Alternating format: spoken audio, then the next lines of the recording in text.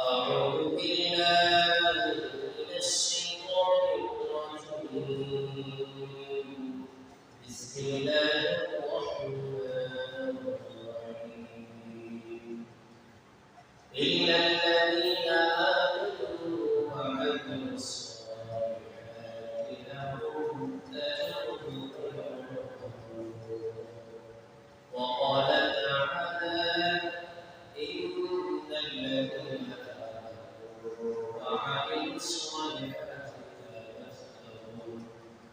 وعملوا الصالحات كانت لهم جنات الفردوس نزلا وعن عائشة رضي الله تعالى عنها حسب جميع الصالحين صلوا عليه وآله اللهم صل على سيدنا وشفيعنا وحبيبنا ومولانا صلى الله عليه وعلى آله وأصحابه وسلم جزا الله عنا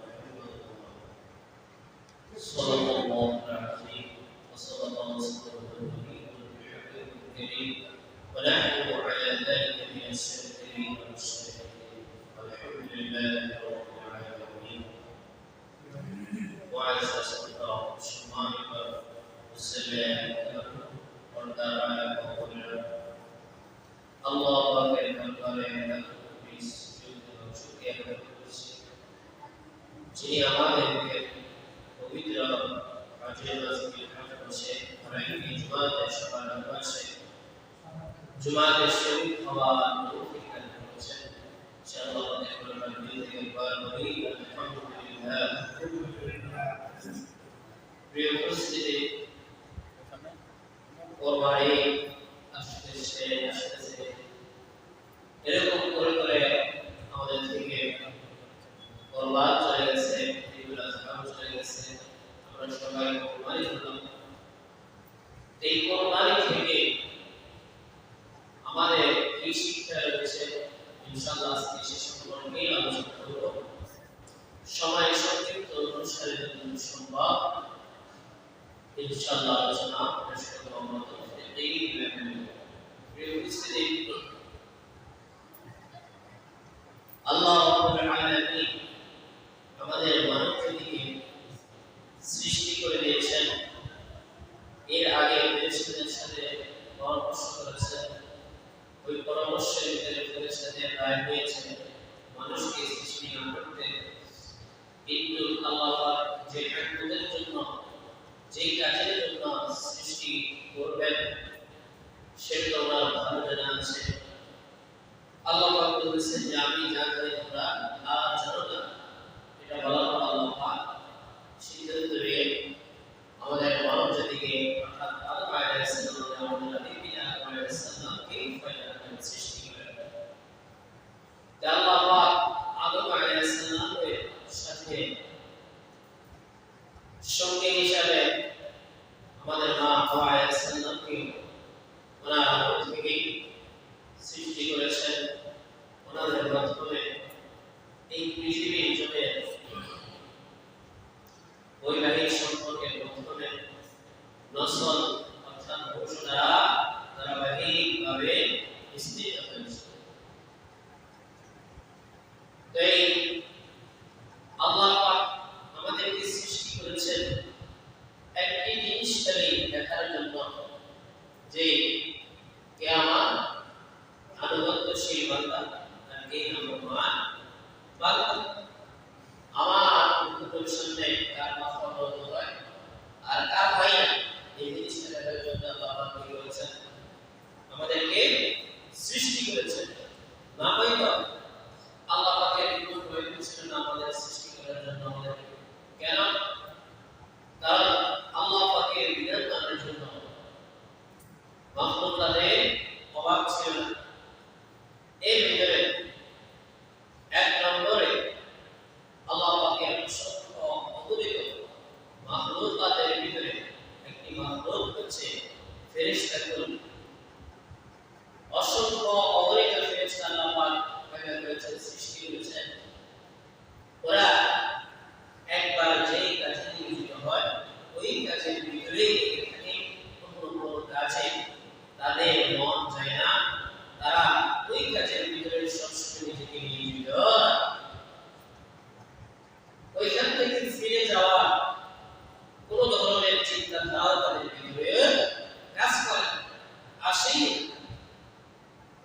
মানে কি? মানে আল্লাহ পাকের যার জন্য যে বিধান রেখেছেন সেই বিধানে সে পালন করে। অন্য কোনো বিধান সে মাথা দিয়ে চিন্তা করে না, অন্য দিকেও যায়। এত সুন্দরভাবে যে ফেরেশতারা আল্লাহ পাকের ইবাদত করতেছে, এরপরে তো আল্লাহ পাকের গোলামি করার জন্য, আল্লাহ পাকের ইবাদত করার জন্য তো অন্য জাতি প্রয়োজন ছিল। এই জন্যই সৃষ্টি করেছেন যে আল্লাহ পাক দেখতেছেন যে কেই আমার কথা মানতেছে, এই সহজেই আমার বিধানকে মানতেছে, আমার বিধানের সাথে তার কথা করতেছে, আর কেই আমার বিধানের সামনে মুখ ফুলিয়ে চলে, মুখ ফিরিয়ে নেয়, দৃষ্টি প্রদর্শন করে। নাফরমানের ভিতরে কোন বান্দা নিয়োজিত রয়েছে, এটাই আল্লাহ পাক দেখানোর জন্য সৃষ্টি করেছেন। প্রিয় উপস্থিতি, এজন্য আল্লাহ রাব্বুল সূরা জারিয়াতের ভিতরে বলে দিয়েছেন, ওয়ালাকিন ফাইন্না যিকরা তানফাউল মুমিনিন ওয়া মা খালাকতুল জিন্না ওয়াল ইনসা ইল্লা লিয়াবুদুন। যে আমি মানুষকে পয়দা করেছি, সৃষ্টি করেছি একমাত্র আমার খাঁটি বান্দা হওয়ার জন্য, কোনো নাফরমান বান্দা হওয়ার জন্য নয়। আর খাঁটি বান্দা কিভাবে হবে? আল্লাহ পাকের হুকুম মানার দ্বারা, হুকুম মানার দ্বারা। প্রিয় উপস্থিতি, আমরা যার কারণে দেখতেছি যে এই সমস্ত জাতিরা এই পৃথিবীর ভিতরে আল্লাহ পাকের নাফরমানি করেছে, তারা ছিটকে পড়ে গিয়েছে, ধ্বংস হয়ে গেছে। শুরু থেকেই আদম আলাইহিস সালাম থেকে শুরু করে আমরা দেখতে পাই যে কোরবানির ইতিহাসের ভিতরে আমরা দেখেছি যে আদম আলাইহিস সালামের দুইটি সন্তান ছিলেন।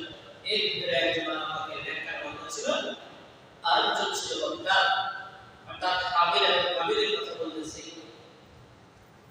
যে আল্লাহ পাক শেষ পর্যন্ত উভয়জনকে সিদ্ধান্তে উপনীত হওয়ার জন্য, সিদ্ধান্তে পৌঁছার জন্য একটা পদ্ধতি শিখিয়ে দিয়েছেন, অর্থাৎ কোরবানির বিধান দিয়ে দিয়েছেন। এই কোরবানির মাধ্যমে যে ফয়সালা হয়, ওই ফয়সালা মানার জন্য আল্লাহ পাক বলেছেন। কিন্তু দেখা যায় পরিশেষে কাবিল তার এই সিদ্ধান্ত, আল্লাহ পাকের এই সিদ্ধান্তে সম্মত হতে পারে নাই, সে মানে নাই, তার ভাইকে হত্যা করে। পরিশেষে তার পরিণতি কিরকম হয়েছে? খুব ভয়ানক কথা, আল্লাহ পাক তার মৃত্যু দিয়েছে। পরিশেষে সে জান্নাতে নয়, বরং বদকারদের অন্তর্ভুক্ত হয়ে গেছে।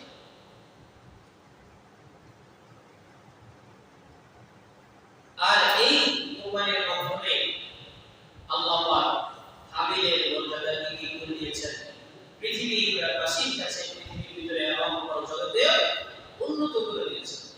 এই কারণে এটা হাবিল আল্লাহ পাকের হুকুমকে মেনে নিয়েছে। আত্মত্যাগ কাকে বলা হয়? আত্মত্যাগ এমন ভাবে করতে হবে যে সেখানে আমার মতের বিরুদ্ধে গেলেও সেখানে কোনো ধরনের প্রশ্ন করা যাবে না, প্রশ্ন উত্থাপিত করা খালেসভাবে এক আল্লাহ পাকের নিয়তে, আল্লাহ পাকের সন্তুষ্টির উদ্দেশ্যে যে আমলটা করা হয়, ওই আমলের ভিতরে আমার শত কষ্ট থাকলেও, শত ক্ষতি থাকলেও, যদি সেটা আমি কোনো এসকাল না করে সহজভাবে মেনে নিই, সেটাকেই বলা হবে সত্যিকারের আত্মত্যাগ। আর ওই আত্মত্যাগের মাধ্যমে আমি আল্লাহ রাব্বুল রাসূলকে সন্তুষ্ট করব, যেটি করেছেন ইব্রাহিম আলাইহিস সালাম এবং ইসমাঈল আলাইহিস সালাম।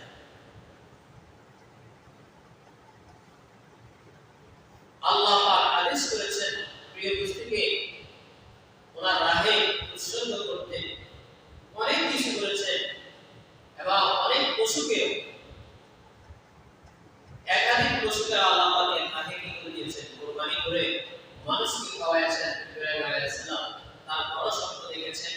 এত লস করার পর ইব্রাহিম আলাইহিস সালাম যখন বুঝতে পারলেন যে উনি তো আমার থেকে কোনো মাল চাই না, বরং আমার কলিজার টুকরা ইব্রাহিম ইসমাঈল আলাইহিস সালামকে চাইছেন, সুতরাং কোনো দ্বিমত পোষণ না করে সাথে সাথে ছেলেকে জবাই করার জন্য কি হয়ে প্রস্তুত হয়েছে। প্রিয় উপস্থিতি, এই কাজটা যদিও কঠিন, আসলে আল্লাহ পাক একটা মানুষকে হত্যা করার জন্য চান না, চেয়েছেন অন্তরের ভিতরে কতটুকু আল্লাহ পাকের দরদ আছে, আল্লাহ পাকের মহব্বত আছে, ভালোবাসা আছে, এটাই চেয়েছেন। ইব্রাহিম আলাইহিস সালাম কতটুকু কুরবানি করেছেন, নিজেকে কতটুকু আত্মত্যাগের মাধ্যমে ইসমাঈল আলাইহিস সালামকে ছুরি নিচে শোয়াই দিয়েছেন। এখানে কয়েকটা শিক্ষা রয়েছে। এক নম্বর শিক্ষা হচ্ছে যে ইব্রাহিম আলাইহিস সালাম কোনো কিছু তোয়াক্কা না করে ছেলেকে কুরবানি করার জন্য কি হয়ে যায়, প্রস্তুত হয়ে যায়। মানে আল্লাহ পাকের বিধান মানার জন্য নিজের মস্তককে আল্লাহ পাকের হুকুমের সামনে ঝুঁকায়। বন্ধুত্বপূর্ণ অহংকারপূর্ণ কোনো আচরণ প্রদর্শন করেন আমাদের যতটুকুভাবে আল্লাহ পাকের যে কোনো বিধানের ক্ষেত্রে মাথা পেতে দিতে হবে। আমার বিরুদ্ধে গেলেও খেয়াল রাখতে হবে, যদিও আমার বিরুদ্ধে যায় কিন্তু মনে করতে হবে এটার ভিতরে আল্লাহ পাকের সন্তুষ্টতা নিমজ্জিত আছে। আল্লাহ পাক যদি আমার কাছে তারা সন্তুষ্ট হয়, দুনিয়া আখিরাত আমার হয়ে যাবে। দুনিয়া আখিরাতে কোনো ব্যক্তি আমার ক্ষতি করতে পারবে না। লা খাউফুন আলাইহিম ওয়া লা হুম ইয়াহজানুন। ঈমানদারদের না কোনো পেরেশানি আছে, না কোনো চিন্তা আছে, দুনিয়াতেও নাই, আখিরাতেও নাই। এটা এক নম্বর শিক্ষা। দ্বিতীয় নম্বর শিক্ষা, যে কোনো সৎ কাজ করতে হলে সংশ্লিষ্ট যে ব্যক্তি রয়েছে ওই ব্যক্তির সাথে কি করতে হবে, পরামর্শ করতে হবে। যেমন ইব্রাহিম আলাইহিস সালাম যদি নবী ছিলেন, আল্লাহ পাকের হুকুম, ছেলের সাথে পরামর্শ কি ছিল না, দরকার ছিল না। ছেলেকে সাথে সাথে কি করতে পারতেন, ছুরির নিচে শোয়ে দিয়ে জবাই করতেন। কিন্তু এমনটি করেন নাই, বরং চেয়েছেন যে আমার ছেলেও যদিও ছোট, তার সাথে আমি পরামর্শ করি এবং তার ভিতরে কি রয়েছে, আল্লাহ রাসূলের মহব্বত সঠিকভাবে আছে কিনা এটাও পরীক্ষা করি। এই উদ্দেশ্যে পিতা ছেলে ইসমাঈলের কাছে কি করেছেন, পরামর্শ চেয়েছেন। ইয়া বুনাইয়া ইন্নী আরা ফিল মানাম আন্নী আযবাহুকা ফানজুর মাযা। আমি তো স্বপ্নে দেখেছি তোমাকে আমি কি করতেছি, জবাই করতেছি। ফানজুর মাযা, এই ব্যাপারে তুমি কি বলো, তোমার কি সিদ্ধান্ত? ছেলে কি সুন্দর উত্তর দিয়েছেন, কোনো কিছু বলেন নাই। একটা কথা বলছে, ক্বালা ইয়া আবাতি ইফআল মা তুমার। ইয়া আমার শ্রদ্ধেয় পিতা, আপনি যে বিষয় আবিষ্কার করেছেন সেটা সুনিশ্চিতভাবে করেন। আমার পক্ষ থেকে কোনো বাধাগ্রস্ত হবেন না, আমি কোনো বাধা প্রদান করব না, আপনি নির্দ্বিধায় করতে পারেন। আরো বলতেছেন যে সাতাজিদুনি ইনশাআল্লাহু মিনাস সাবিরিন। এমনকি জবাই করতে গিয়ে আমি কোনো ধরনের হরকত করব না, যে হাত পায়ের মাধ্যমে আপনাকে আঘাত করবো, ছটফট বেশি করবো, এরকম করবো না। ধৈর্যশীলদের কাতারে আমাকে অবশ্যই আসতে হবে। তাহলে দেখেন, তাহলে এই কোরবানি থেকে শিক্ষা এটাই, কেন এই ঘটনা আল্লাহ আমাদেরকে শিখিয়েছেন, আমাদের নবীর মাধ্যমে কোরআনে এই জন্য এনেছেন যে এই সমস্ত ঘটনা বলার উদ্দেশ্য নয়, বরং এগুলো থেকে উপদেশ গ্রহণ করাই এটা আল্লাহকে চাওয়া। তাহলে এই ঘটনা থেকে আমরা এক নম্বর শিক্ষা অর্জন এটাই করতে পারি যে আল্লাহ পাকের যে কোনো হুকুমের সামনে আমাদের মস্তক অবনত করতে হবে। সুতরাং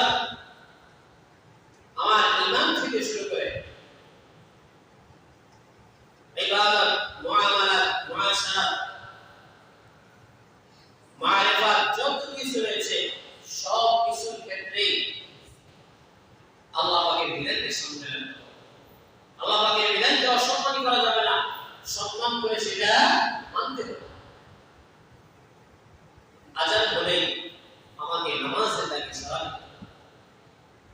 রোজা আসলেই রোজা রাখতে হবে, যাকাতের সময় হলে আমাকে যাকাত দিতে হবে, হজ ফরজ হলে হজ করে দিতে হবে, সদকাতুল ফিতর ওয়াজিব হলে সদকাতুল ফিতর করতে হবে। মোট কথা সময়ের সাথে সাথে যেই সকল ফরজ দায়িত্ব আমার কাঁধে আসবে ওগুলাকে অবশ্যই অবশ্যই অবশ্যই আমি সেটা পালন করে দেব। ওইখানে অলসতা করলেই আল্লাহ পাকের সামনে মস্তক অবনত করা হবে না। এটাকেই আত্মত্যাগ বলা হয়। আমার অন্তর চাই না, মন চাই না যে আমি এখন কি করবো, আল্লাহ কি ইবাদত করব, কিন্তু আসল সময় হচ্ছে এখনই আমাকে করতে হবে বলে বুঝে দিয়েছে। এটাই হচ্ছে আত্মত্যাগ। ইসমাঈল আলাইহিস সালাম উনি কি জানতেন না যে উনি কি হয়ে যাবেন, ধ্বংস হয়ে যাবেন? জানতেন না। উনি ইচ্ছে করলে বলতেন না এই কাজ করা যাবে না। ইব্রাহিম আলাইহিস সালাম আমার সন্তান পরিচয় টুকরা সন্তানকে আমি হত্যা করে ফেলবো, ধ্বংস করে দিব। উনি এসকাল করতে অবশ্যই তো পারবেন, কোনো কিছুই করেন। এটাই হচ্ছে নবী রাসূলদের গুণ। আর এই গুণ মানুষের মাঝে ঢুকাই দেওয়ার জন্যই, মানুষের ভিতরে সেটাকে সঞ্চার করার জন্যই এই নবী রাসূলরা এভাবে মেহনত করে দিয়েছেন। এই পৃথিবীতে শিক্ষা দিয়ে দিয়েছেন যে এরকম আচরণ যে মুমিনে গ্রহণ করবে তার ঠিকানা হবে কোথায়? জান্নাতুল ফিরদাউস। এটা আল্লাহ সূরা কাহফের শেষে বলে দিয়েছেন যে ইন্নাল্লাযীনা আমানু ওয়া আমিলুস সালিহাত, নিশ্চয় ঈমান আনার পর নেক কাজ, এই সমস্ত নেক কাজ তার উপর ফরজ ছিল, এগুলা পালন করেছে, কানাত লাহুম জান্নাতুল ফিরদাউস, নিশ্চয়ই তাদের ঠিকানা হবে জান্নাতুল ফিরদাউস। নুজুলা মেহমান হিসেবে, কি হিসেবে? মেহমান হিসেবে, অবস্থানকারী হিসেবে নয়, স্থায়ীভাবে বরং মেহমান। স্বাভাবিকভাবে আমরা যারা ঘরওয়ালা,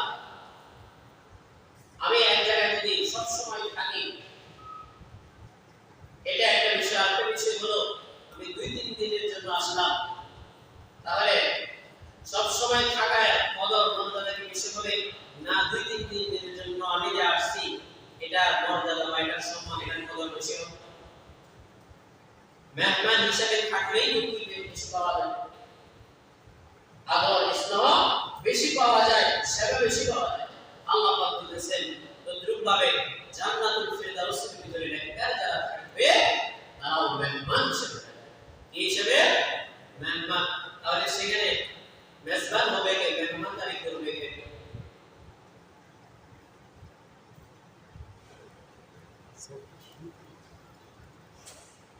প্রিয় উপস্থিতি, ওইখানে থাকবে ছোট ছোট আল্লাহ পাক বালকদেরকে সৃষ্টি করে দিয়েছেন, এই সমস্ত বালকরা থাকবে।